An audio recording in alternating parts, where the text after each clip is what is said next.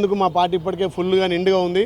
రేవంత్ అన్న పాలనలో ప్రజాపాలనలో కాంగ్రెస్ పార్టీ బలిష్టంగా అభివృద్ధిలో ముందుకు పోతుంది. మాకు లీడర్లకు కానీ నాయకులకు కానీ కార్యకర్తలకు కొదవలేదు.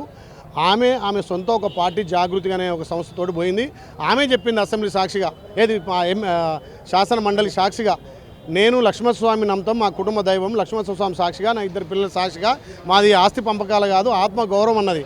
ఆమె తెలంగాణ వస్తే మా తెలంగాణ మారుతుంది, మా బతుకులు మారుతాయి అనుకుంది. కానీ తెలంగాణ వచ్చినాక ఈ హరీష్ రావు, సంతోష్ రావు, కేటీఆర్ వీళ్ళంతా కూడా తెలంగాణ సంపదను దోచుకొని మా నాయన పక్కదో పట్టించారు. కాబట్టి ఇలా తెలంగాణలో అధికారం లేకుండా పోతున్నాం, మా నాయన ఆత్మగౌరవం లేకుండా చేసిరు. కాబట్టి వాళ్ళని ఎండగడతా అని ఇలా జిల్లాలు తిరిగి వాళ్ళు చేసే తప్పులు, వాళ్ళు చేసిన అప్పులు ఒక్కొక్కటిగా ఎండగడుతుంది.